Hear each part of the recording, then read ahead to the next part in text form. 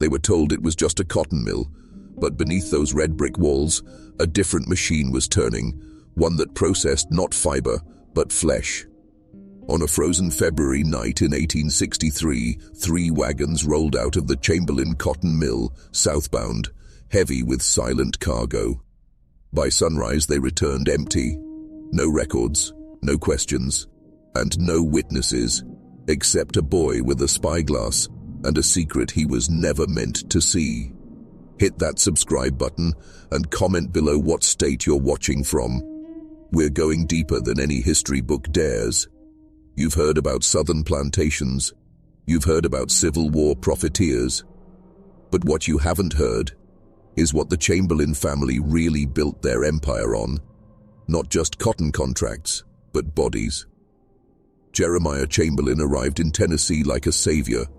Northern blood, Union ties, silver tongue. He promised prosperity, jobs, unity in a fractured land. And he delivered. On the surface, the mill boomed, gold changed hands, wages flowed. But every surge in production came with a darker spike. People vanished. 73 names scratched from the ledger like they never existed. Not transferred, not dead, just gone. And no one asked questions, because the truth was too dangerous to know. The locals whispered, sure, that the mill workers didn't leave. They disappeared. That the same wagons came and went at night, always full, always returning empty. That the fires in the chimneys never burned long enough for whole families to live in those houses. But Jeremiah Chamberlain was untouchable, backed by the Union Army, protected by profit, respected by Washington men with clean hands and filthy wallets. He wasn't just running a business, he was managing an operation.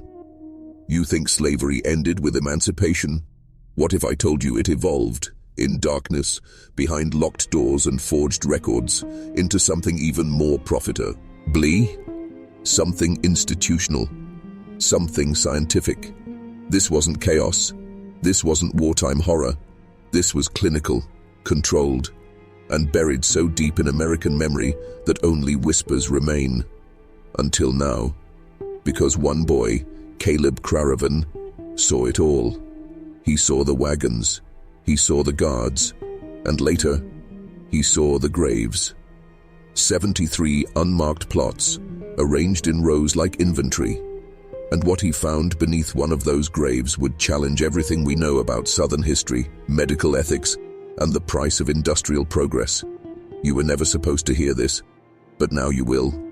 They called it just a fever. That's what they told the town when the workers stopped showing up. Jeremiah Chamberlain himself addressed the parish, his voice soft, grave, rehearsed. The influenza has taken a toll, he said. Pray for the families. We're handling the remains with dignity. But there were no funerals, no obituaries, and not a single grieving family was seen at the local chapel. Hit that subscribe button and comment below what state you're watching from, because what you're about to hear was never meant to survive the century. Caleb Craven was 11 years old, a stuttering rail-thin child with a missing tooth and a habit of watching the world too closely. His father, dead from a mill accident. His mother, too sick to work. Caleb spent most days in the hills above the factory, alone, with a brass spyglass he'd found in an abandoned Union officer's bag. He liked to watch the chimney smoke, count the wagons, listen to the whistle. But in February 1863, the pattern broke. For 3 nights straight, the wagons moved not at dawn, but at midnight. Men in strange uniforms, no insignia, no Union blue, loaded limp bodies onto hay-covered beds. Caleb thought maybe they were sick, maybe they were dead. But when one of them twitched, just once, barely, he dropped the glass in horror. The next morning, he returned. The wagons had already come back, empty. But that day, the factory floor was silent. 50 men had called off without warning, and no one ever saw them again. No records, no wages paid, no names logged at the city hall. And that's when Caleb started digging, not in the soil, but in the archives. He sneaked into the Reverend's office, copied mill worker rosters, compared payroll ledgers. 73 names disappeared between January and March of 1863. Not discharged, not relocated, erased. But Caleb wasn't the only one looking, because 3 days after he told the schoolmaster what he'd seen, the Chamberlain family gave a public donation, $500, to rebuild the chapel roof. A miracle, they said. A gift from God. That same night, Caleb's mother was taken to the factory for free medical assistance. She never came home, and when Caleb snuck in the next morning to look for her, what he found in the sub-basement wasn't a hospital. It was a corridor, brick, damp, lit with iron lamps, and lined with cages. Empty now, but the smell remained, and the scratches in the stone, and one word carved in a shaking hand: help. Caleb ran, but not before he grabbed something. A rolled parchment, half burned. He couldn't read the Latin, but he kept it hidden for 60 years, because he knew the Chamberlains weren't running a factory. They were feeding something, and they weren't done. The parchment was brittle, singed along the edges, as if someone had tried to destroy it, then changed their mind. Caleb kept it hidden beneath a floorboard in his attic for decades, wrapped in oilcloth, next to his father's rusted tools, and a pistol with one shot left. Hit that subscribe button and comment below what state you're watching from, because we're stepping deeper into something America was never meant to remember. At first glance, the parchment seemed harmless. Sketched diagrams, handwritten notes in Latin, a series of numbers and names that made no sense. But what stood out, what chilled Caleb even as a child, was the seal at the top. 2 snakes entwined around a blindfolded figure, flanked by shears and a scythe. Not a medical emblem, not military, something older. He showed it to a traveling priest once, years later in 1881, long after he'd grown into a quiet, reclusive man with a bad hip and a locked cellar door. The priest, a Dominican sent from Boston, turned pale when he saw it. He told Caleb to burn it. He said those symbols hadn't been used since the Vatican Inquisition, and even then, only in places the church wanted forgotten. But Caleb didn't burn it, because by then, he'd seen what was underneath the old cotton mill. In 1874, 11 years after the disappearances, the Chamberlain factory caught fire. Official reports blamed lightning, but survivors remembered no storm, only screams, and smoke that smelled wrong, like meat. The townspeople thought it was over, but as the walls crumbled, firemen found something beneath the mill, a staircase, leading not to a basement, but to a tunnel system, dozens of feet below ground, far deeper than any storage space would need. It was sealed off by the state within 48 hours, declared structurally unsound. But Caleb had already gone down there, years earlier, alone. What he described in his journal doesn't read like a diary. It reads like a confession. 6 chambers, stone, no ventilation, scratches on the walls, some words, most just tallies. I counted over 300, piles of rags in the corners, one still warm. He drew diagrams of a central room with drains in the floor, of ceiling hooks, and of one room he refused to enter, but drew from memory. A circle, not carved, but burned into the stone. Above it inscribed in Latin, Mortem non est finis. Death is not the end. The factory fire may have erased the building, but the tunnels remained, and what Caleb found inside them, beneath the ash, beneath the dirt, was something older than the Chamberlains, because the parchment he'd hidden wasn't a work order, it was a ritual. Signed, not in ink, but in blood. By 1890, Caleb Craven was a man no one in town looked in the eye. He walked with a limp, never married, spoke to no one except the grocer and the mailman. Children said he talked to shadows in the orchard behind his house, but he was still there, still breathing. Hit that subscribe button and comment below what state you're watching from, because this story is about to cross a line that history books dared not include.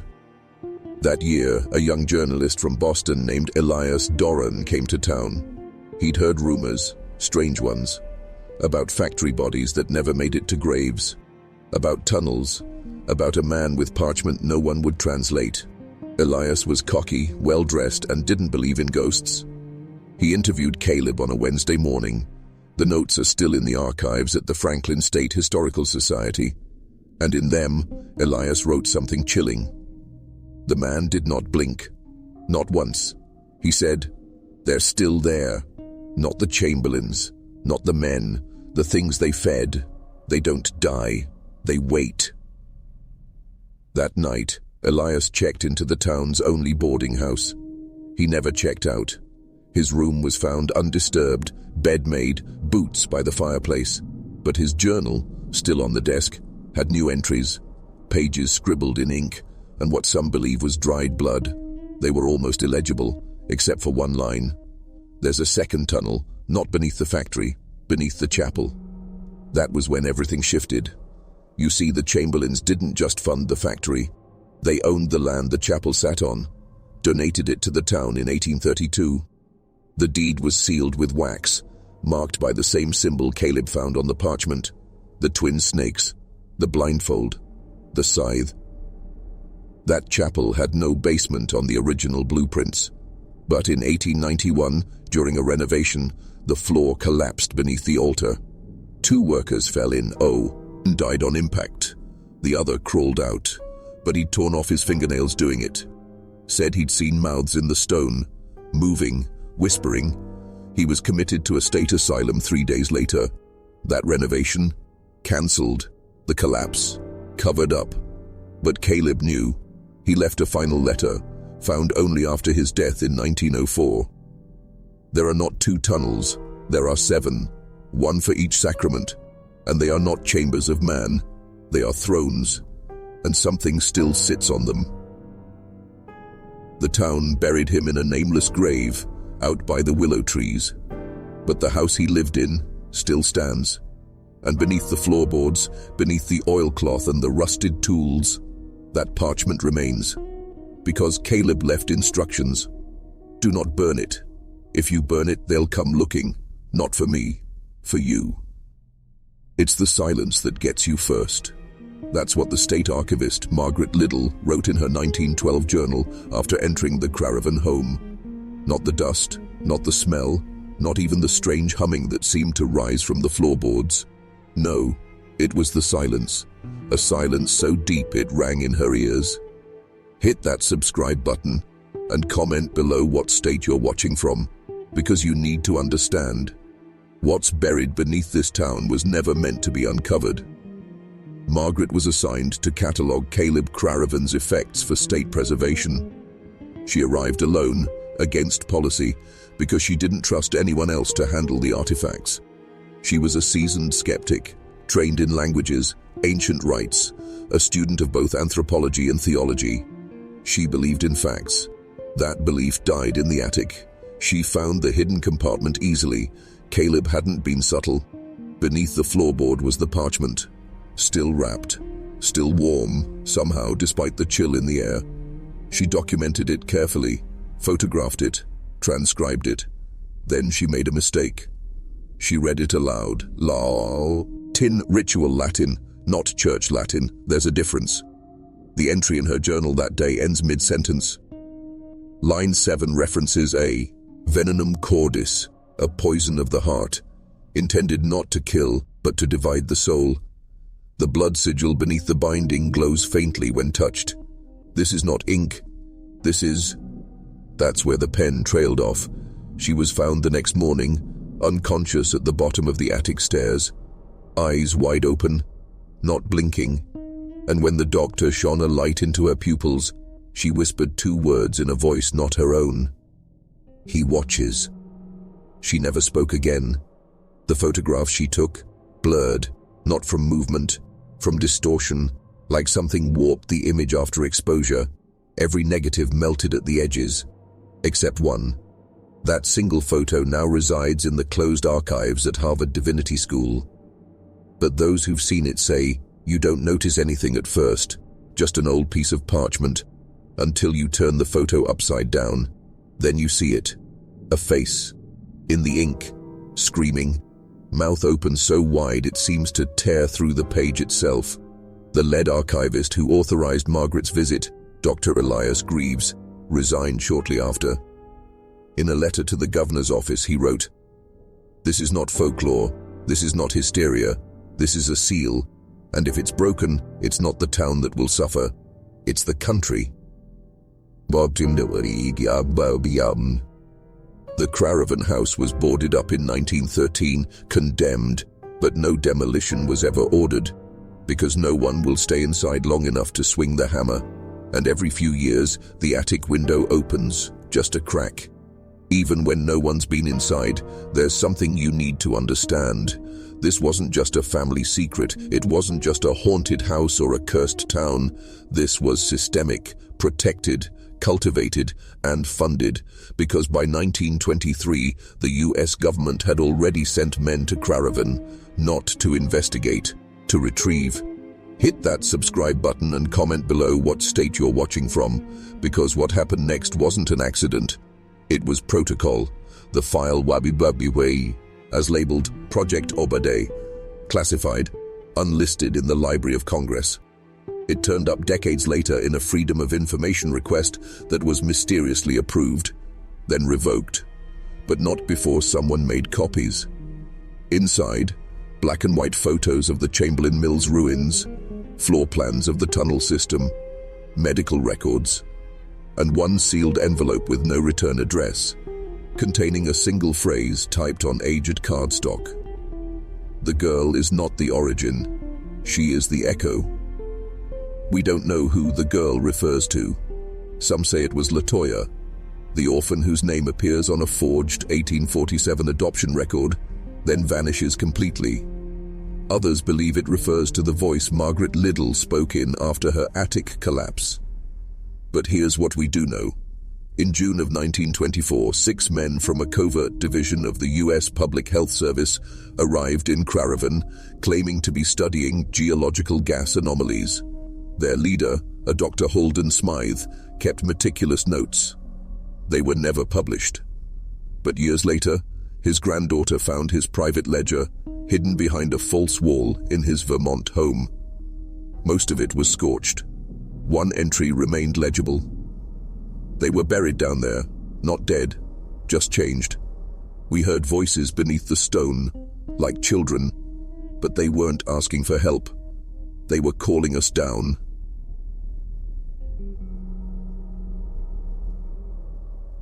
The Public Health Service pulled out of Craravon after just 36 hours.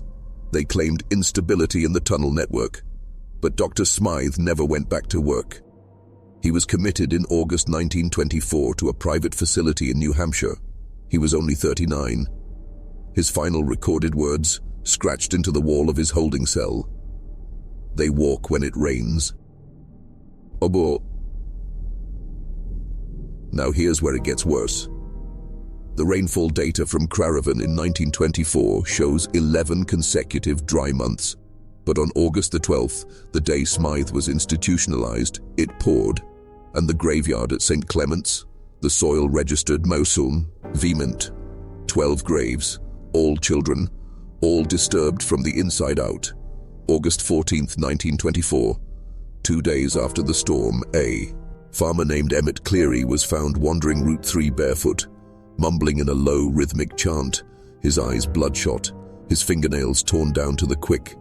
When local deputies approached, he recoiled, not in fear, but in what one described as animal resistance. He screamed something unintelligible, clawed at his own throat, then dropped to his knees, whispering a phrase over and over again. It wasn't thunder, it was them. Hit that subscribe button and comment below what state you're watching from, because Craravon's darkest day wasn't in the past. It was waking up. Cleary was taken to the county infirmary. Within 48 hours, his wife and both daughters had vanished from their home. No struggle, no note. Just a circle of dead soil in the backyard, 12 feet wide, perfectly round, where nothing has grown since. And here's where the record bends. Because when reporters dug into Cleary's background, something didn't fit. Census records placed his birth in 1881. But the 1860 land deeds from the same plot list and Emmett Cleary, same name, same signature. That Emmett disappeared in 1865 during what the town called the Spring Silencing. That's 59 years unaccounted for. Now look, names repeat.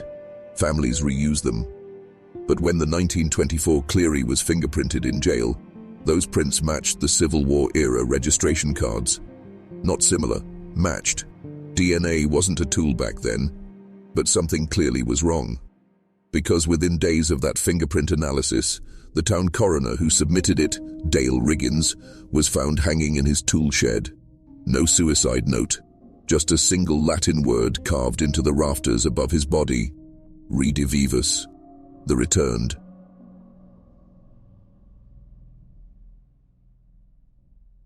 That same week, local schoolchildren at Craravon Elementary began reporting a woman in black standing in the field behind the schoolyard, always at dusk, always facing the brick wall where the 1874 orphanage once stood before. It burned to ash. The children said she didn't move, didn't blink, just watched. One girl, Clarabelle Knox, drew a picture of her, but when her teacher saw the drawing, she fainted on the spot. The principal burned the drawing, but a copy survives in the private archives of the Vermont Historical Society. In it, the woman is faceless, but surrounded by dozens of tiny figures. Children, some crawling, some floating, one upside down with no eyes, and in the corner, written in a child's shaky hand, "She came for the ones still listening." That fall, Clarabelle vanished. Her bed unslept in, no signs of forced entry, just her shoes, perfectly aligned at the edge of the woods, and the sound of humming, low, melodic, unnatural, recorded on a neighbor's Victrola just minutes before she disappeared. The needle never touched the record. The sound came from inside the machine. By winter, Craravon had become something else. Not haunted, not cursed, infected. The town's silence wasn't just eerie, it was intentional. Families boarded up windows not to keep danger out, but to keep sound from escaping. Radios were smashed. Church bells stopped ringing. Even the dogs stopped barking. And every night at 3:13 a.m., without fail, the town's power flickered for exactly 13 seconds. Hit that subscribe button and comment below what state you're watching from, because this wasn't folklore. It was a containment strategy. On December 2nd, 1924, Dr. Madeline Kerrigan, an audiologist from Boston, arrived in Craravon. She had been researching resonant psychosis, a fringe theory suggesting that certain frequencies could trigger shared hallucinations or even collective behavior shifts. She had no idea how right she was. Dr. Kerrigan set up audio equipment in the abandoned rectory of St. Clement's Church. Her logs mention a repeating pattern of inharmonic resonance coming from underground. 1926 census never listed Craravon. Not because it was gone, but because by then it existed beneath the veil of paper towns and blind eyes. Its population, though reduced, had become something closer to a congregation. And by late summer, they began building something. Hit that subscribe button and comment below what state you're watching from, because what they built wasn't a structure, it was a machine. But not one powered by gears or steam. It was powered by memory. Buried in an old Civil Works Authority report, misfiled under miscellaneous mineral incidents, is a diagram unlike anything else in state archives. It shows a radial design of copper-lined tunnels beneath St. Clement's, forming concentric rings leading inward to a central cavity labeled only vocal core. The report claims the area was orally unstable. Investigators described intense disorientation inside the tunnels. Some grew nauseous, others fell into hysterical laughter. One man, a foreman named Walter Hicks, collapsed completely and later claimed to have heard a voice that wasn't speaking to him, but through him. He wrote a single phrase on the wall before being sedated. The silence was always waiting. We just gave it form. That fall, strange things began to happen across Vermont. Livestock were found with their ears neatly removed. School children complained of invisible ringing. And in Montpellier, every grandfather clock in the state capital went out of sync by exactly 13 minutes and 13 seconds overnight. No one linked it to Caravan. No one wanted to. But underground, the work continued. The tunnels were coated with a dark resin-like substance that smelled like pine and static. At the center, where the vocal core sat, they installed what witnesses described as a massive wooden lattice, almost hive-like, suspended in iron frames and etched with thousands of small markings, some mathematical, others musical, but none from any known human language. The hollow-born children weren't seen in public anymore. Rumors suggested they were kept beneath the rectory. Some said they slept for days at a time. Others claimed they never slept at all. And then came the first singing. Not from mouths, but from the walls. A low harmonic tone that could be felt in the bones before it reached the ears. It didn't echo, it absorbed. And people began changing. Elders spoke in riddles. Young mothers wandered into the woods at night and returned barefoot with hands covered in earth. And always in the silence, a faint vibration, like the inhale of something ancient that had waited centuries to speak through a vessel large enough to listen back. Caravan was no longer dying. It was tuning itself. By winter of 1926, the snow in Caravan didn't fall like it used to. It didn't land. It hung, as if unsure whether it belonged to the earth anymore.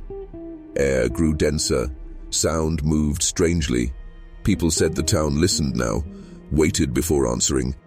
And it was around this time that the town's remaining church bells rang out at midnight, unprovoked, unscheduled, and impossibly in sync.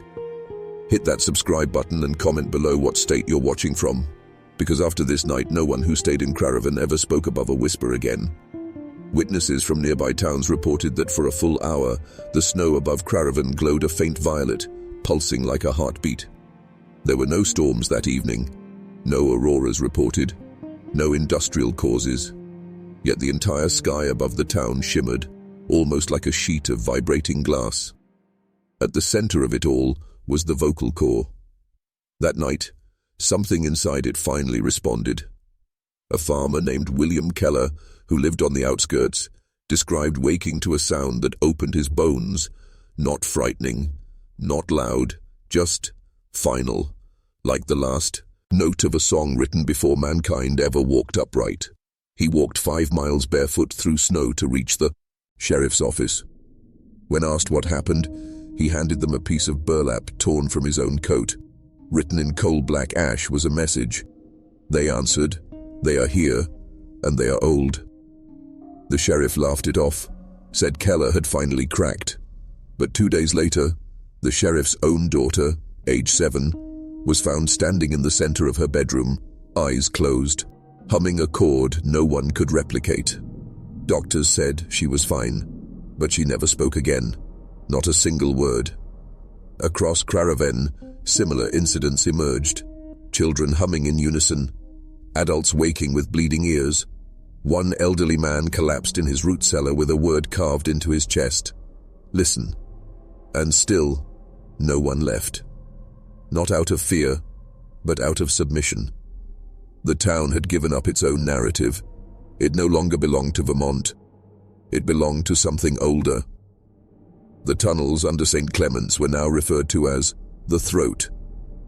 Locals walked barefoot across town regardless of snow. They spoke less, listened more, and the hollowborn, now nearly grown, began writing symbols in soot across every wall. Not art, not protest. Instructions, because the machine wasn't finished.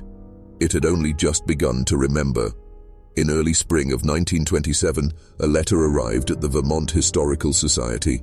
No return address, no postage stamp, just a wax seal pressed into black paper, bearing a sigil no one recognized, a spiral mouth with 13 lines radiating outward. Inside the envelope was a map, not of roads, not of rivers, a topography of sound. Hit that subscribe button and comment below what state you're watching from, because this map didn't lead to Caravan. It radiated out from it, Hundreds of concentric rings stretched from the center point marked throat. Each ring was inscribed with harmonic frequencies, intervals, and phonetic notations, some modern, some medieval, others in dead languages predating written history. One professor, after reviewing the map, reportedly had a seizure and later described a phrase he couldn't forget. The land was not made for them, it was made through them. He died 6 days later. Cause: cardiac failure. But witnesses said his heart kept beating for 3 full minutes after his last breath, irregularly, as if echoing something unseen. Meanwhile, Craravon's few remaining records show an influx of travelers. They weren't relatives. They weren't journalists. They were strangers, mute, pale, with notebooks full of calculations and sketches of spiral architecture. They didn't speak, but they were recognized. By April, no births were recorded, but 7 new infants appeared in town, swaddled in pine fiber, placed on the church steps. No footprints, no witnesses, and each child had something impossible, a faint ripple behind their ears, like gills sealed shut with skin. Father Dunholm stopped preaching altogether. His journal entries devolved into strange verse and reversed Latin. The final page simply read, "It sings in me now, I am not afraid, I am heard." And then he vanished.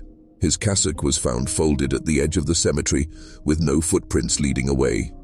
Inside the tunnels, the singing grew louder. Reports from a state geologist who attempted to map the chamber described walls that breathed. The stones shifted slightly with each tone, like lungs expanding and contracting around a held note. Then came the night of silence. Every sound, every cricket, every clock, every footstep vanished for 13 hours. Not muffled, erased. Even recording equipment brought in from Montpellier captured only a single low pulse, repeating every 31 seconds.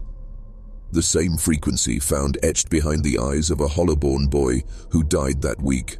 A doctor called it an anomaly, but Craravon called it arrival. And from that point on, the two were, one no longer responded to mail, census, or law, because it was no longer inhabited. It was inhabiting Chithuel. Summer solstice of 1927, Craravon was no longer on any official railway map. Conductors stopped announcing its name. Tickets no longer listed it. And those who disembarked near its border reported time behaving strangely, pocket watches slowing, wind moving inward instead of across.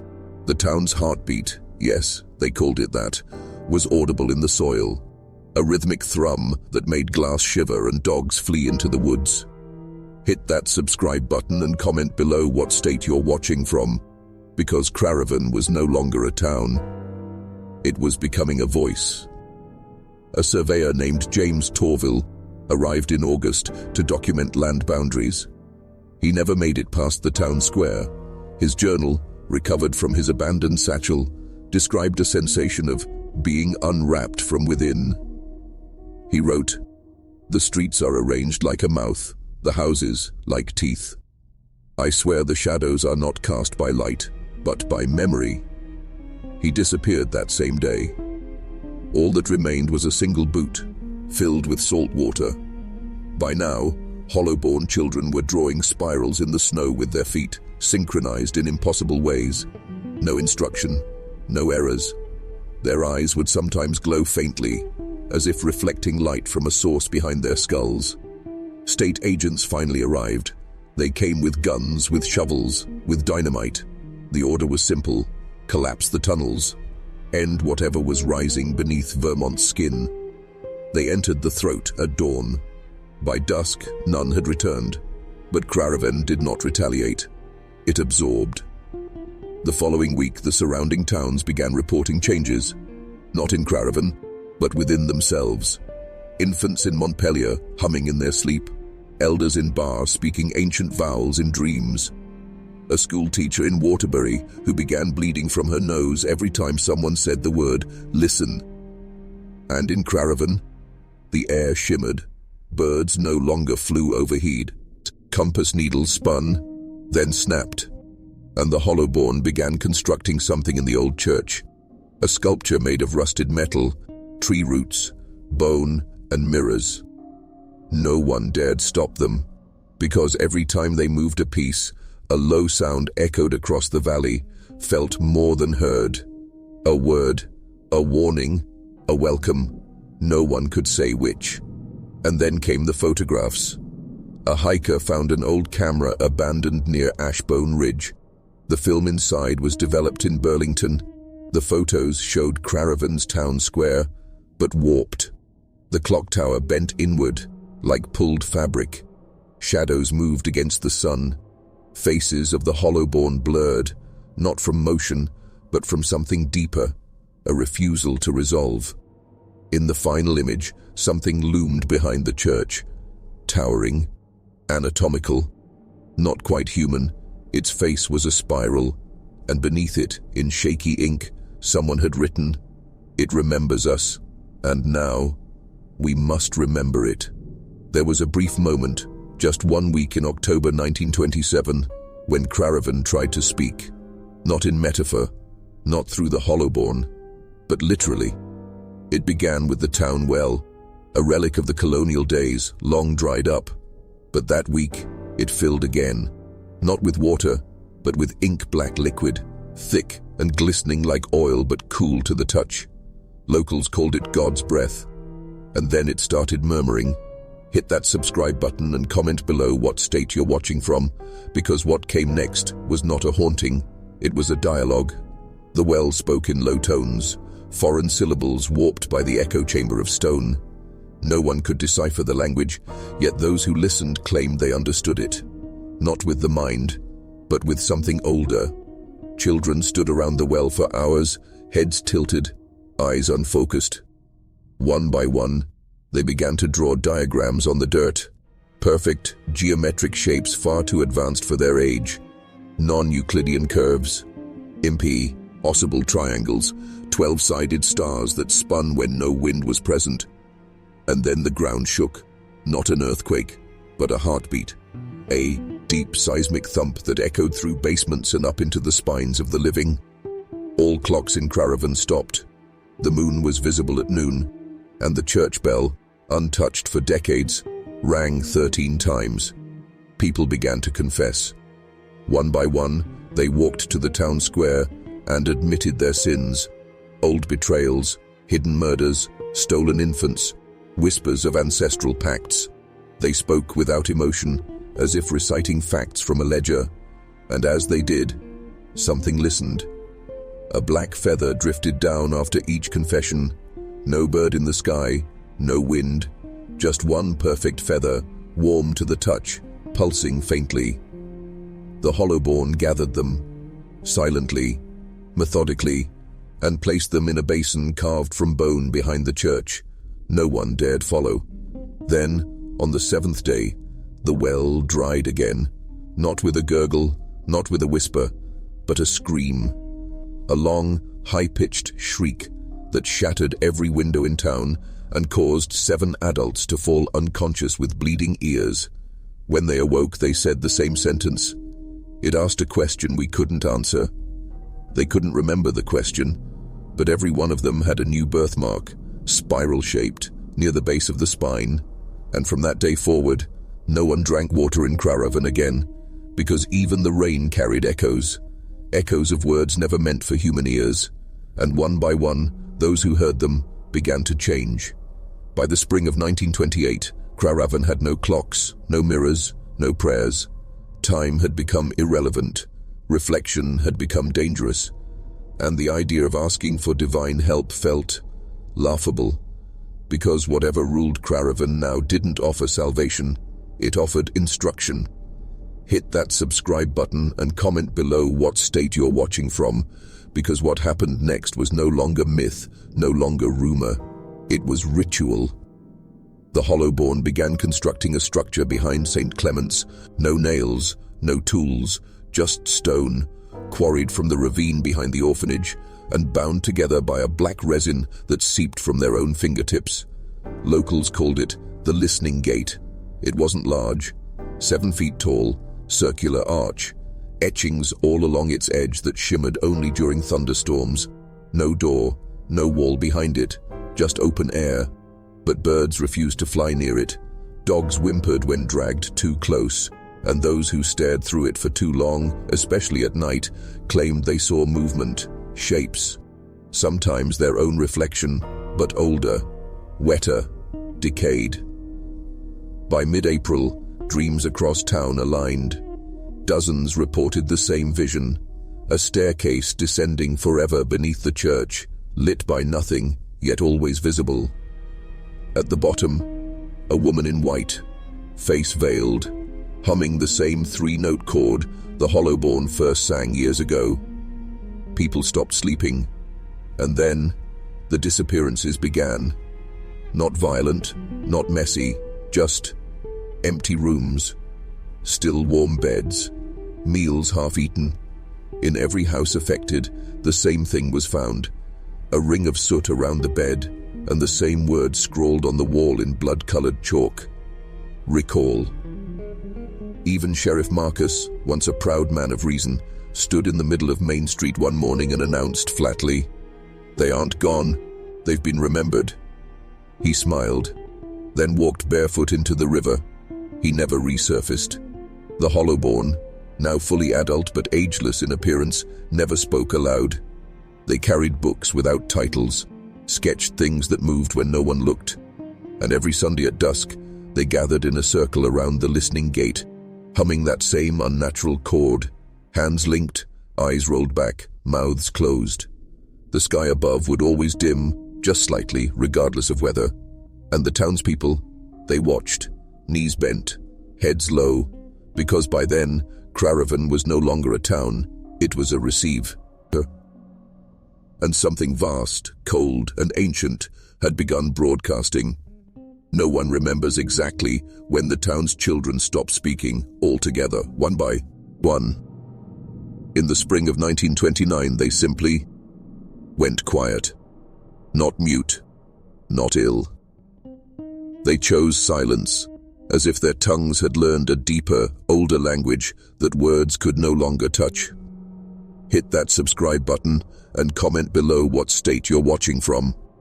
Because in Craravon, what came next defied even the logic of madness. Parents tried everything, shouting, pleading, threats, but the children only stared back with knowing, glassy eyes. Some began drawing constantly. Others spent hours standing perfectly still in corners, their bodies facing the walls as though listening to things behind them. Then came the faces. Not hallucinations, not dreams. Actual carved faces, on trees, on the backs of closet doors, under floorboards. Eyeless, mouthless, screaming faces, always mid-scream, rough and primitive, but emotionally exact. And the children began feeding them. Offerings were placed at the base of these carvings, marbles, old teeth, family photographs burned at the corners. One child, 6-year-old Mina Grady, left her own fingernails arranged in a perfect spiral on her mother's pillow. When her mother screamed, Mina only tilted her head and pointed toward the barn.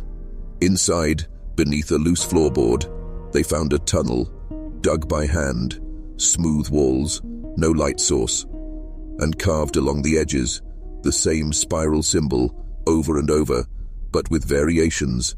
Some ended in an eye, others in a mouth. They called in the mayor. The sheriff was gone. The priest had locked himself in the rectory and starved. The mayor crawled in, alone. He never returned. But something did. That night, a knock came at every door in Craravon simultaneously, once. When opened, nothing was there, except a folded page, creased carefully into quarters. On it, in ink the color of dried blood, "You were never supposed to speak. You were built to listen." That same night, every mirror in town shattered from the inside out. Pieces of glass embedded in the walls, perfectly arranged into the shape of a spiral. And finally, the children began to hum. Not words, not melody, but that same three-tone vibration that once began in the throats of the Hollowborn, now pulsing from the mouths of children. Except their mouths never moved. It came from within, from the chest, from the gut, from whatever deeper organ lies beneath the soul. And every adult who heard it, every single one, collapsed into sleep. But their eyes never closed. When the adults awoke 3 days later, the town had changed. The streets were clean, but not in a natural way. No footprints, no wind, no animal tracks. Just a sterile stillness, like someone had pressed pause on reality itself. Except for the church. St. Clement's had grown taller. Hit that subscribe button and comment below what state you're watching from, because the version of Caravan that now existed bore little resemblance to the one anyone remembered. The spire of the church, once modest and splintering, now stabbed 70 feet into the sky. Blackened stone, impossible angles, no windows. It hadn't been built, it had shed its skin, like something inside had finally pushed outward. The children stood in front of it, hand in hand, silent, smiling. Each wore a crown of braided ash and animal sinew. Their eyes were blank, not white, but clear, like frosted glass, and their skin had begun to show the faint outlines of symbols beneath the surface. Not tattoos, not scars. Something written underneath. And one by one, the children began climbing the stairs to the new spire. 17 steps. No more, no less. Each child stopped at the top, turned around, and whispered a name into the air. The adults below couldn't hear it, but they could feel it, like their own name had been spoken by something that remembered them too well. Each adult fell to their knees, and behind the church, the listening gate began to tremble. Wind blew in reverse. Smoke from chimneys drifted downward. Water in the well boiled cold. And still, no one left. No wagons packed, no horses saddled. Not one adult tried to flee. Because something had shifted. Obedience had become instinct, and deep within their minds, buried under years of education and language and religion, an older part of the brain recognized what this was. Return. That was the word that kept echoing. On walls, in dreams, in the bark of trees, written in the condensation on glass. Return. Not to a place, but to a design, a blueprint, a purpose they had long abandoned. People began to lose track of time. A week would pass in a day.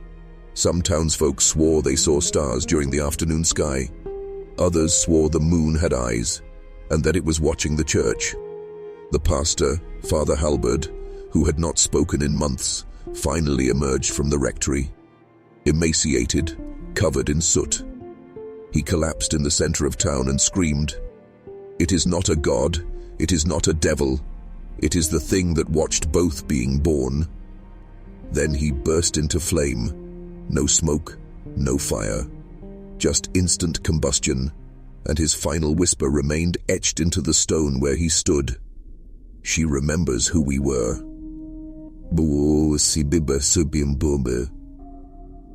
And suddenly the spiral meant something else entirely. It started as a low hum beneath the soil, vibrating bones, not ears.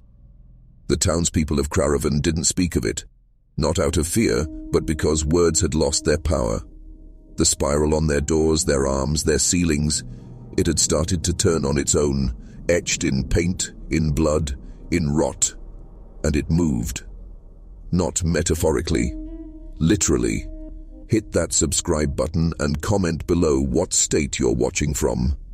Because in Caravan, the spiral was no longer a symbol. It was a command. The children had stopped aging. Weeks passed, months possibly. No one was sure anymore. Clocks spun backward, watches cracked. The sun sometimes refused to set, or said to rise. But the children, all 17 of them, remained exactly as they were, bone-thin but strong, eyes like mirrors, skin that pulsed beneath the surface like something alive was still writing inside them. The church had become their throne. Each evening, just before the false dusk arrived, the spiral doors would swing open, and a new ritual would begin. It wasn't violence. It wasn't worship. It was instruction. One child would emerge, never the same one twice in a row. They would walk through town barefoot, trailing long ropes of dried grass soaked in tar. Wherever they passed, adults would kneel, heads bowed, hands open. The child would whisper a single word into each adult's mouth. They didn't speak it aloud. They couldn't remember it consciously, but something changed in them immediately. A mother who hadn't wept since her child disappeared began clawing at her own face, screaming. She took his eyes to see the first world again. A farmer walked backward into his own field and collapsed, smiling, blood streaming from his ears. A retired teacher, once the most rational man in Craravon, began carving spirals into his gums with a bent spoon, giggling like a boy. The worst was the librarian, Mrs. Thorne. She had been mute since the first disappearances, but after receiving her word, she recited from memory a 39-minute poem in a language no one knew. Her voice shook the bookshelves.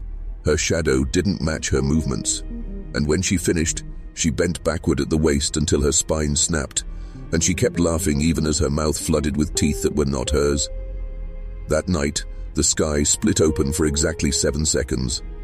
No thunder, no lightning, just a narrow vertical gash directly above the church spire, through which nothing could be seen. No stars, no light, just absence. Those who looked up felt something watching them back. And when I blinked, they could no longer remember their own parents' faces. Craravon was not decaying, it was returning to its original blueprint. And the listening gate had only just begun to open the next morning. The soil bled, not metaphorically. Actual blood seeped through the earth like a rising tide. Thick, black-red, warm. It poured from beneath garden beds, trickled between the cobblestones, and oozed from the cracks in the old schoolhouse foundation. The air smelled of copper and something older, like rain on bone. No one screamed. By then, screaming had become irrelevant. The townspeople of Craravon were no longer reacting. They were remembering. Hit that subscribe button and comment below what state you're watching from, because what Craravon unearthed that morning had never been buried. It was beneath the Ashwell farm where the digging began, silent, mechanical, as if guided by something unseen. The old farmer, Henry Ashwell, who had lost his tongue in '59 after the first spiral appeared, began clawing at the dirt with his hands. He did not stop. Not when his fingers broke, not when his nails peeled back, not even when his arms began to bend the wrong way at the elbow. Others joined, 12, then 30, then more. Men, women, the old, the weak, digging not for something, but as if trying to free something they had buried long ago and sworn to forget.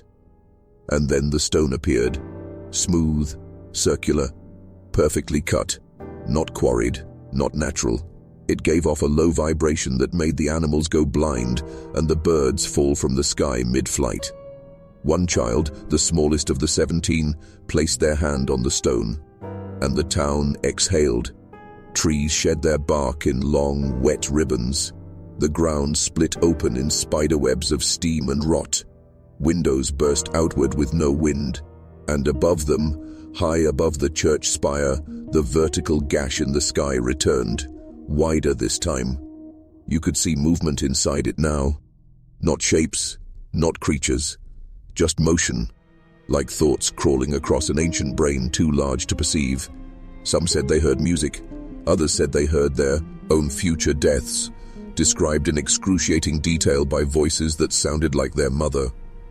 The child who touched the stone turned slowly.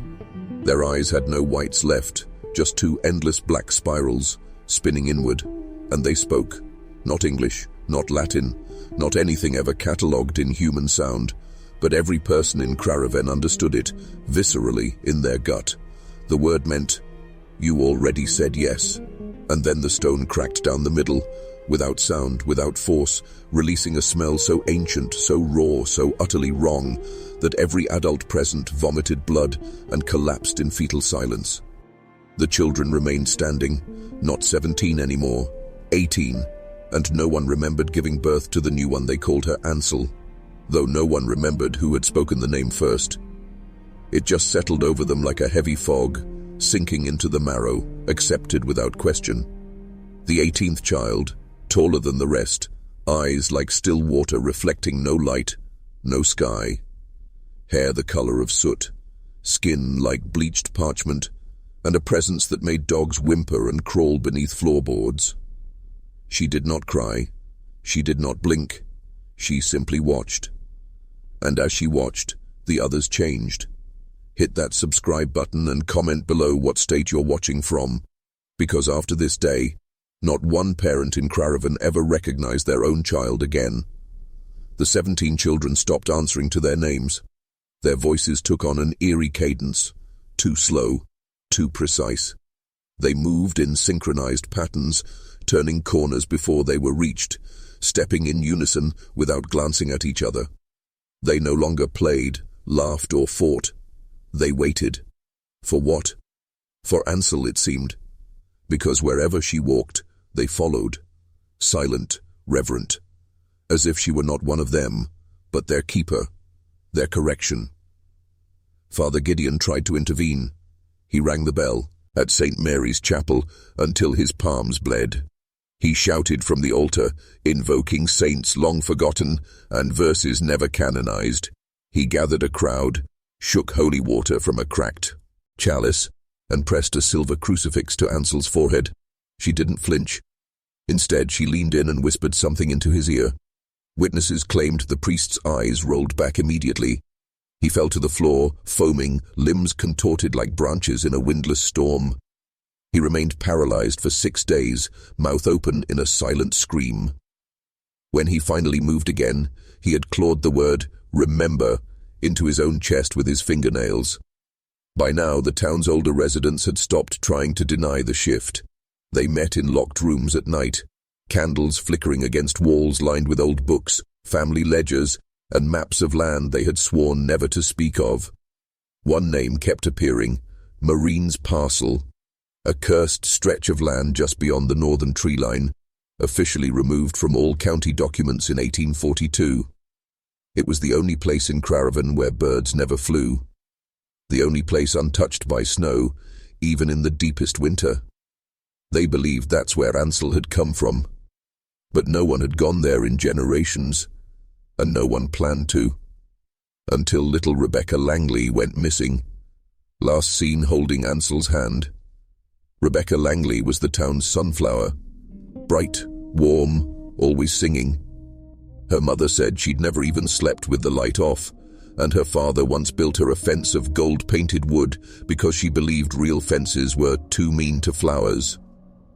But on the cold morning of November 13th, 1886, Rebecca left her family's farmhouse without shoes, without a coat, and without a sound. The only clue? A set of tiny footprints in the frost, side by side with a larger pair, the same size as Ansel's. Rebecca never came back. Hit that subscribe button and comment below what state you're watching from, because what happened in those woods will make you question what the word child even means. By noon, the town was in chaos. Mothers ran from house to house. Men loaded rifles, formed search parties, and lit torches despite the rising sun. The Langley father, Matthew, was seen sobbing in the street, tearing pages from a Bible and stuffing them into his mouth, as if trying to swallow protection. The search parties moved north, past the tree line, past the creek where nothing lived, past the rusted iron cross that marked the entrance to Marine's Parcel, the land that didn't belong to any map. There, the trees grew black, the wind didn't move, and the ground, oh, the ground, was warm. They found no footprints, no broken branches, no signs of struggle, only a trail of singed grass leading deeper, like something had burned itself into the land without fire. Then they heard it, a song, not from the trees, not from the sky, From below, Rebecca's voice, faint but clear, singing the lullaby she'd learned from her grandmother, the same one she'd sung just 2 nights before on the Langley porch. But her voice was different now. Slower, dragged out like molasses over bone. Every word stretched just a little too long, syllables bending unnaturally. And beneath her voice was something else. A harmony. Deep, rumbling, not human. The men panicked. One shot blindly into the dirt. Another ran and never returned. Matthew Langley fell to his knees. "Rebecca," he whispered. "Come home." The singing stopped. Then the ground opened. It didn't collapse. It peeled, like a scab lifted by invisible hands. And from the red, breathing soil rose a figure, tall and still. Ansel, eyes closed, arms spread. Behind her stood Rebecca, smiling. But it wasn't her smile. Rebecca's smile was wrong. Too wide, too calm, too knowing. Her little hands dangled at her sides, like they weren't hers anymore. The men didn't speak. No one could. Because what they saw standing behind Ansel wasn't the girl they'd been searching for. It was the idea of her. A puppy that made of memories. Hit that subscribe button and comment below what state you're watching from, because if what came back wasn't Rebecca, who or what was it? Matthew Langley took one step forward. His boots sank into the soft, wet ground, like the earth wanted to pull him down too. "Rebecca," he called again, softer this time, like a man trying not to wake something ancient. She didn't answer, but Ansel did. In a voice that didn't match her age, or any human age at all, she spoke. She saw the root. She tasted the thread. She is a song now, and songs don't come home. The words didn't echo. They fell flat, like a spell spoken inside a coffin. And then, Rebecca turned her head, slowly, mechanically, and locked eyes with her father. They weren't her eyes anymore. Every man there described something different. Some said they saw 100 pupils swirling like black pearls. Others said they saw mirrors reflecting their own childhoods. One swore he saw his dead brother staring back. All agreed on one thing. It was not a child's gaze. It was ancient, cold, and impossibly aware. The air thickened. Men began to vomit. One collapsed. Another tried to pray, but his voice came out in reverse. Rebecca took a step forward, not walking, gliding. And as she moved, so did the soil behind her, parting like a curtain to reveal something moving just beneath the surface. Not worms, not roots. Something worse. Something with fingers. The townsmen fled, not from fear of death, but from fear of knowing. Only Matthew Langley remained. He reached for her. Ansel whispered something in his ear as he passed. No one knows what it was. He never spoke again. Rebecca wrapped her arms around him, and they both sank into the ground like water into dry cloth. The earth sealed behind them, and the singing began again, this time from the trees. But there were no birds. For 3 days, no one stepped near Marine's parcel. The town of Ellison froze in place, windows shuttered, churches locked, even the saloon refused to open. No Lau, Getter, no bells. Just silence, as if the land itself had drawn a breath and refused to exhale. But on the 4th morning, a group of 5 returned to that cursed ground, driven not by courage, but by the kind of madness that comes when silence lasts too long. Hit that subscribe button and comment below what state you're watching from, because what they found beneath that soil defied every rule of death, memory, and time. They brought with them a priest, a skeptic, a hunter, and 2 men who'd lost daughters. The priest held a silver cross. The skeptic held a compass. The hunter carried a rusted Civil War rifle blessed by fire, and the grieving fathers brought nothing, because nothing had worked before. As they crossed the rusted boundary of Marine's parcel, their watches stopped. Their footsteps left no mark, and the sky, though it was dawn, turned the color of rotting lilacs. The priest began praying, but his voice trembled when he saw the trees. Their bark wasn't brown anymore. It was pale and peeling, like skin. Beneath the oldest elm, they found something, a circle of stones they swore hadn't been there the week before. Inside it, a shape, charcoal black, burned into the soil like a brand. The shape was shifting, not physically but perceptually. Every man who looked saw something different. One claimed it was an eye, another, a mouth. The skeptic dropped his compass and whispered, "It's a wound." Then the soil moved. It didn't crack, it shivered. And up from the center of the circle rose a small porcelain doll. It wore a yellow dress, its eyes were glass, its mouth was sewn shut with human hair. The hunter raised his rifle. The priest grabbed his arm. "Don't shoot," he begged. "She's listening." "Who?" the hunter asked. The priest didn't answer. His gaze was locked on the doll, whose head had tilted slightly, like it had heard something in the distance. Then the Forzam screamed, not the sound of trees or wind or beasts, but voices. Thousands of voices, men, women, children, all shrieking, the same word in perfect reverse harmony. "Remember, remember, remember." The men fell to their knees, ears bleeding, eyes rolled back. And the doll? The doll smiled. By the time they dragged the men out of Marine's parcel, 2 were blind, 1 was catatonic, and the hunter, James Corrick, had torn his own tongue out with his bare hands. He wrote 1 sentence in blood before collapsing. "She wants a name." Hit that subscribe button and comment below what state you're watching from, because the thing pretending to be Rebecca wasn't asking for prayers, it was demanding identity. The priest, Father Callahan, was the only one who returned to town coherent. But he was different. Not just shaken, but aged.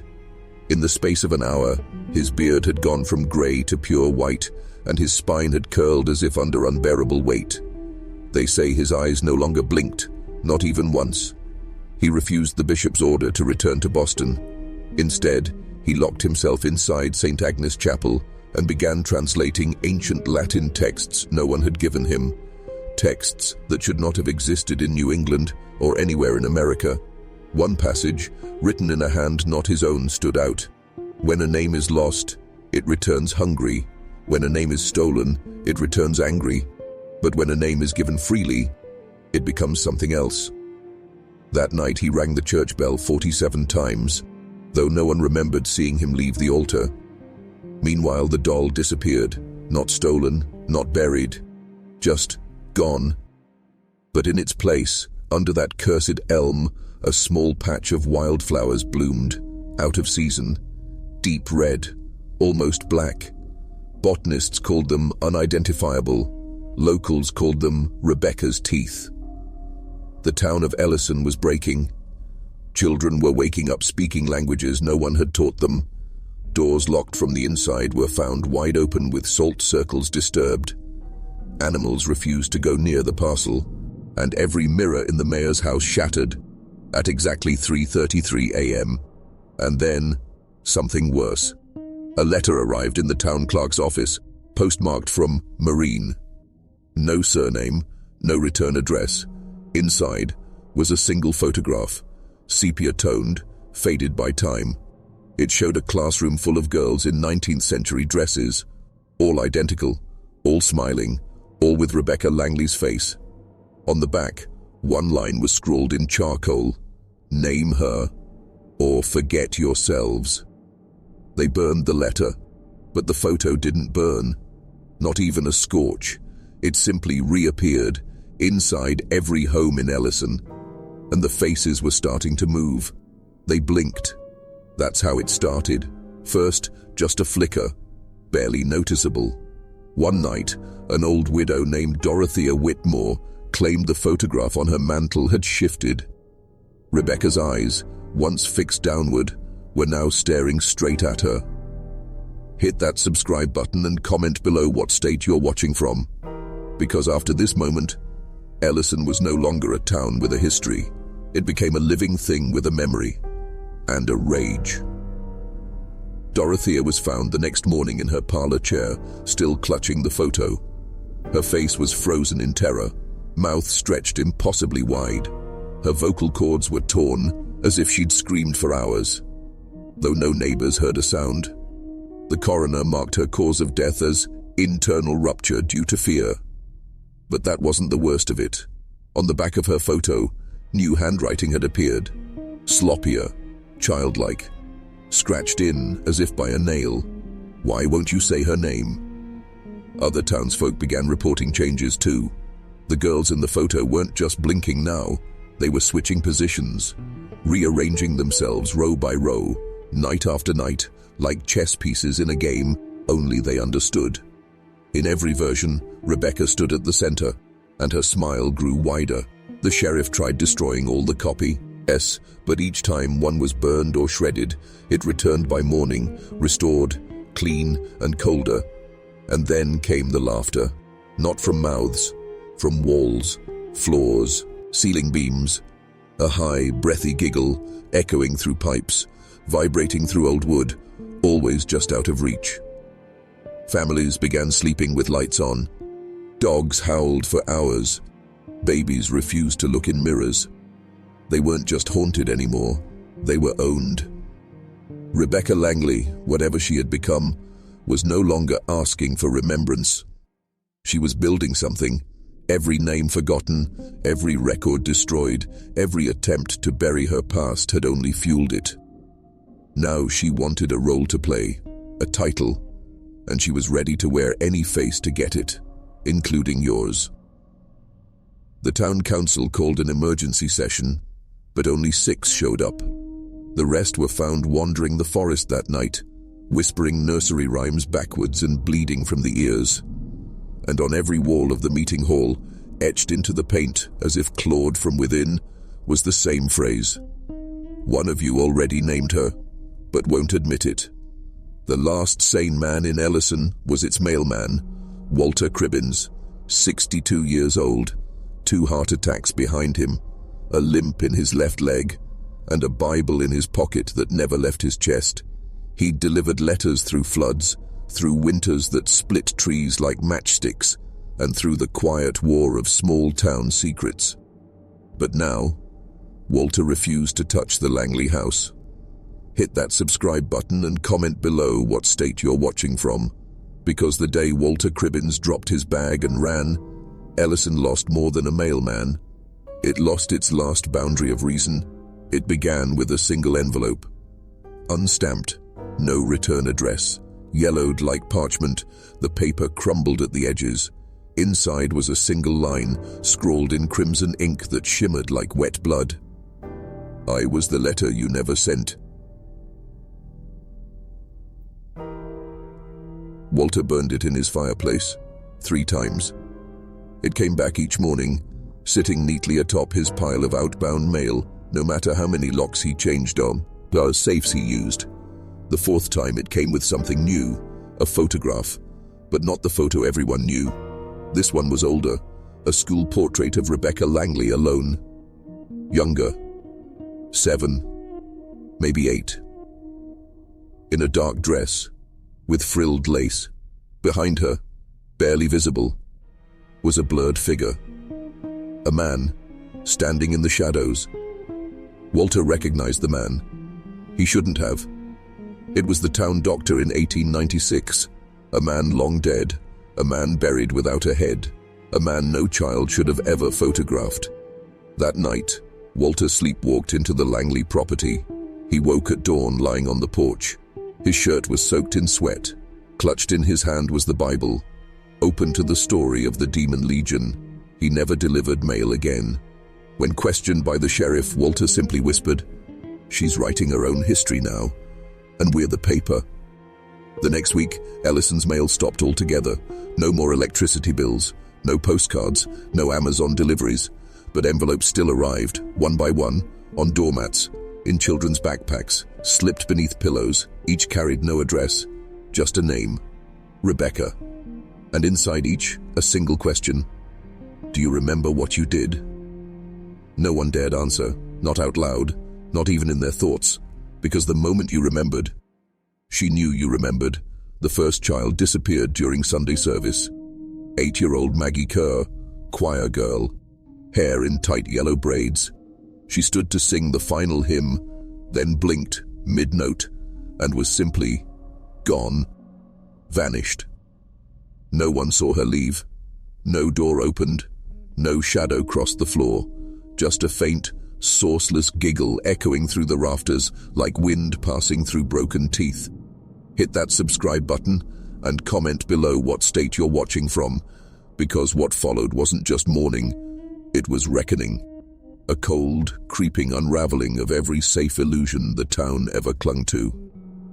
3 days later, Maggie, his hymn book was found nailed to the church door, open to a blank page. But when Reverend Talbot flipped it shut, he screamed. Etched across the cover, in bone-white ink, was the Langley crest. No one had seen it since 1912.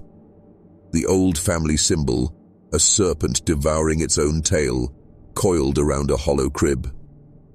Reverend Talbot resigned that afternoon. He left his sermon half-written and walked out of Ellison barefoot.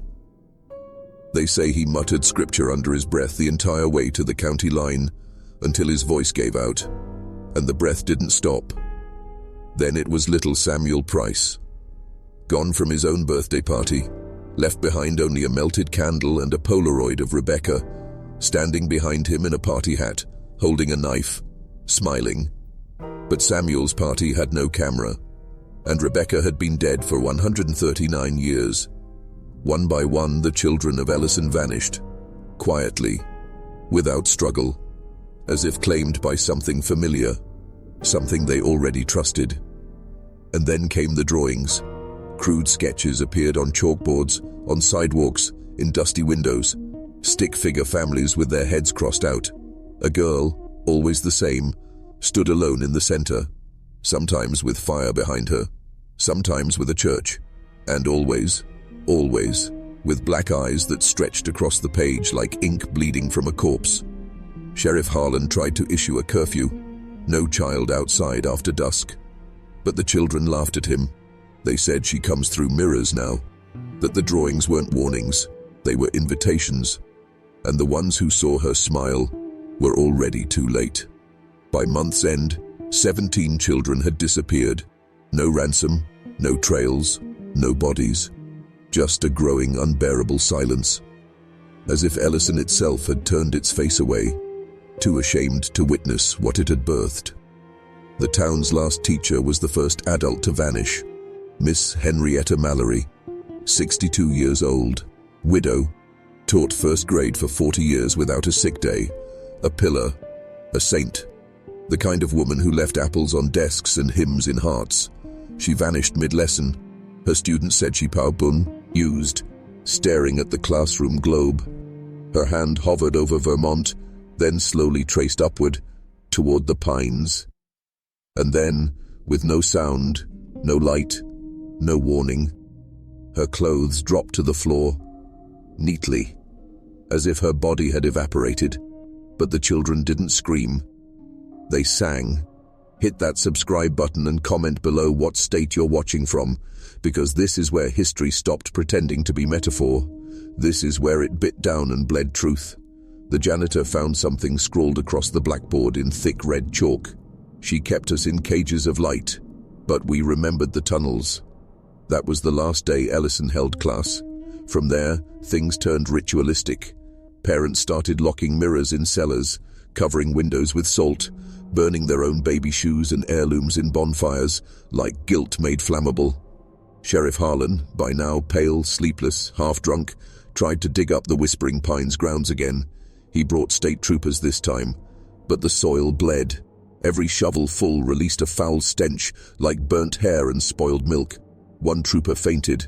Another swore he heard the sound of laughter coming from below. Then the rain came, sudden, vicious. The ground turned to rot, worms boiled from the surface. And in the middle of the downpour, the same phrase appeared carved into the courthouse doors. They were never yours to teach. Harlan quit that night. Not just the badge, his whole life. Left a note, but no one read it. Because when they found the paper, it was blank. And written underneath it, etched in a child's handwriting, was the name, Rebecca. Only one man stayed behind. Old Elijah Dunn, the town's unofficial historian. He told anyone left, "This isn't new. It's just waking up again. Every 77 years it rises, and every 77 years, Ellison forgets what it buries." When they asked what it was, Elijah didn't answer. He just pointed to a pour-in, trait of the Langley family in the museum hall, the one dated 1811. There, beneath the dust, stood the whole family, Rebecca front and center, and if you looked close enough, you could see her smiling, not at the painter, but at you. They burned the portrait of Rebecca Langley on August the 2nd, 1886, but it didn't burn, not fully. The fire took the frame, the edges, and the varnish. Yet her face, the child's face, remained untouched in the center, her eyes glossy, her smile widening. The curator quit that night, refused to lock the museum, said the painting blinked. So they boarded the whole building shut, nails, chains, holy water, even brought in a Catholic priest from out of town. But when the priest saw the portrait, he stumbled backward and whispered only 2 words, "Not human." Hit that subscribe button and comment below what state you're watching from, because this is where the veil tears. This is the point beyond folklore and into rot, blood, and memory. After that, people began seeing her, not in paintings, in reflections, in kitchen windows at night, in the glass of stopped watches, in the ice that formed on tea pitchers even in summer. One woman, Miriam Lentz, claimed her newborn baby spoke Rebecca's name on the 3rd day of life. Voice like a grown girl, perfectly clear. "Don't let the soil forget me." Miriam was never seen again. The baby? Stillborn, they claimed, but no funeral. And late at night in the woods, children said they could hear a baby crying, and a girl's voice humming lullabies that didn't rhyme, didn't end, and didn't come from this century. What was Rebecca? Not a ghost, not a child. Elijah Dunn, the old historian, gave the only explanation Ellison ever received. He stood outside the Whispering Pines gates, held a yellowed journal to his chest and said, "Rebecca was never buried. Rebecca was planted." He said she was the daughter of something older, something the settlers found buried in the roots of the pines and tried to raise as their own. But love doesn't make monsters tame, and pity doesn't kill hunger. He said the Langley family fed her stories, taught her songs, tried to fill her with light, but it never filled, because Rebecca was hollow, not in soul, in purpose. "She's not evil," Elijah whispered. "She's instructional, a correction to forgetting." And then he handed the journal to a passerby, his last act in town. Elijah was found the next morning, sitting in his parlor chair, eyes open, heart missing, no sign of blood, just a child's drawing of an orphanage nailed to his chest with a knitting needle. Below it, in scrawled ink, "She remembers who left." There's a reason they never rebuilt on that land. Not just fear, memory. The kind of memory that clings like mildew in the lungs. The kind of memory you don't talk about, because speaking it aloud invites it back. After the Elijah Dunn incident, Ellison's elders held a secret town vote, unrecorded, undocumented. They buried the journal in a locked vault under the firehouse, sealed the orphanage grounds with ash and limestone, and planted trees in tight circles like binding knots. But trees don't forget, neither does soil. Hit that subscribe button and comment below what state you're watching from, because what happens next, you won't believe it's real. But it is, and worse. In October of that same year, an entire class of Sunday school children vanished on a picnic to the site. 23 kids, gone. No signs of struggle, Just one wicker basket with red-stained handprints and a child's shoe inside. A shoe that was too old for modern stitching. Cloth from another time. One of the teachers, Sister Agnes, was found days later at the river, repeating a single phrase. "The girl in the pines wears the faces of the lost." They institutionalized her, but not before she scratched that sentence into her arms over and over until the skin hung like parchment. That's when the town changed the maps. Whispering Pines became Closed Forest District C, where they told tourists it was unstable ground, dangerous routes, conservation land. But the real danger wasn't under the ground. It was the pattern the forest followed. Rings, spirals, growth in reverse, trees that bloomed from the inside out, mushrooms that glowed and hummed in moonlight, and in the very center, what remained of the orphanage chapel. Still standing, still locked, with the windows bricked from the inside. Some said the bricks moved, that behind them something was shifting. Slowly, patiently. In 1921, a reporter from Boston named Henry Slade tried to document it. Said he'd finally capture Rebecca, brought cameras, EMF readers, phonographs. He returned a week later, mouth sewn shut with thorns, no eyes, just a note pinned to his coat. She doesn't want to be found. She wants to replace. And in his coat pocket, a photograph of the chapel door. Open. It was wide open, no lock, no bricks. Just a black rectangle yawning beneath the stone arch, like a mouth that had finally chosen to speak. But what had opened it wasn't human. Henry Slade died 42 minutes after being found. The coroner wrote, "Massive shock-induced cardiac trauma." But the nurse whispered to her priest that Henry had died laughing and trying to claw out his own tongue. Hit that subscribe button and comment below what state you're watching from, because this part of the story changes everything. The photograph inside Henry's coat, the one showing the open chapel door. It was developed using 1870s equipment.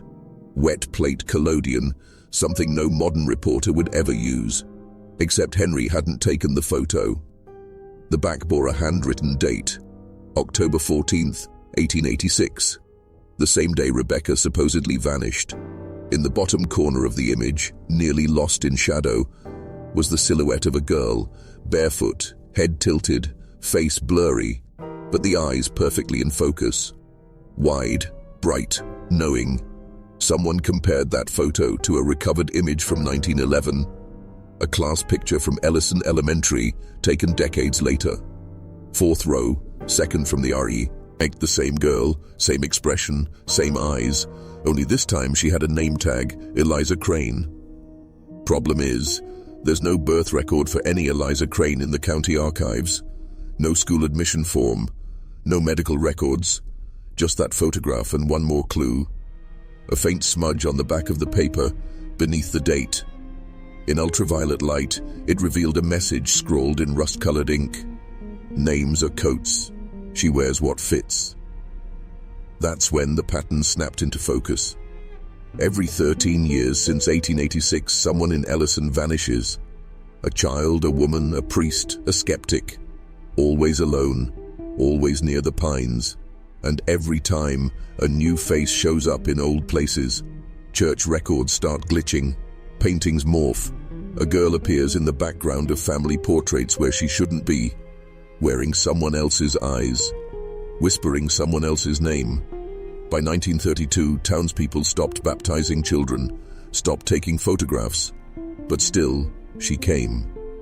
And now, something is waking inside that chapel. Because the door, it's open again. The townspeople swore they would never speak of her again, but the earth doesn't forget. And neither does she. When they buried Henry Slade, it was quick, quiet, and without ceremony. No prayers, no headstone, just a pine box and a patch of dirt deep behind the chapel ruins, far from where the public could stumble upon it. They say the ground was already warm when they opened it, but what chilled the gravedigger wasn't the soil. It was the sound he heard coming from inside the hole, breathing. Hit that subscribe button and comment below what state you're watching from, because if your town has old woods, abandoned churches, or graves with no names, you may be closer to this than you think. 3 days after the burial, the cemetery caretaker quit. Said he saw a little girl standing over Henry's grave at dawn, brushing the dirt with her fingers like she was smoothing a blanket. She wore a white nightgown and smiled like she remembered him. The sheriff dismissed the report, claimed the caretaker had religious nerves. But inside the sheriff's own house, behind a locked drawer, there was a photograph, a torn one, an image that had no reason to exist, a family picnic, his grandfather's from 1919, and at the edge of the frame, crouched near the tree line, was Eliza Crane, wearing the same nightgown, staring directly into the camera, even as the others looked away. He burned it that night, but the photo came back, unburned, unchanged, placed neatly on his kitchen table the next morning, beneath a teacup that hadn't been moved in 10 years. One word was scribbled across the bottom in that same rust-red ink: soon. Locals began to leave town after that. Families with children were the first to go, then the teachers, the priest. By the winter of 1933, Ellison's school had no students, the chapel had no preacher, the church bells had rusted to silence, but some nights people still heard them, tolling slowly, as if mourning something that had not yet happened. The air felt thinner, the shadows longer. And the girl? She was seen last on Christmas Eve, walking barefoot across the frozen lake, smiling as she sank through the ice without a sound. But no one dared follow, because they knew she wouldn't drown. Not this time. She was never meant to die. That's what the oldest diary said, the one found sealed behind the bricks of the Crane fireplace, a journal with brittle, yellowed pages, and one final sentence, written in a child's handwriting that didn't match the rest. She belongs to the house, and the house belongs to the dead. By 1940, Ellison had become a name people whispered about in nearby towns, always followed by the same warning: don't go past the orchard after dark. The town itself was gone, swallowed by vines, rot, and time. But the land stayed hungry. Every decade, someone would disappear. A camper, a traveler, a couple taking photos for a forego, a 10 book.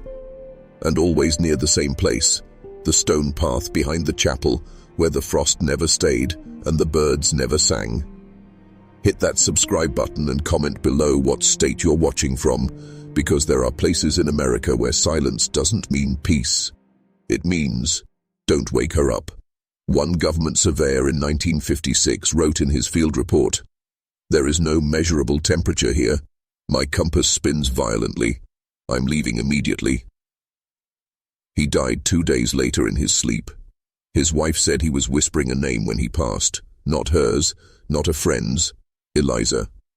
Then in 1973, a television crew tried to make a Halloween special on the property.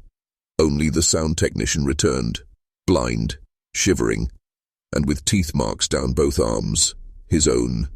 What he repeated in a loop for hours was simple: "She knows when you lie." He was institutionalized. In 1999, a sealed police file surfaced during a Freedom of Information Act request. It detailed a missing federal agent last seen investigating anomalies in Ellison. His final radio transmission ended with static, then a voice, soft and childlike, saying, "You were too late. He already called her back." Who is he? Some believe it was Henry Slade. Others whisper it was you, the listener, the one who came searching, the one who believed just enough to open the door again. But the truth is simpler. The house never needed a priest. It never needed justice. It needed a witness. And now you know the story, but the story knows you. Sleep carefully tonight, because if you hear bells tolling when there's no wind, don't open your eyes. She's waiting for them to adjust.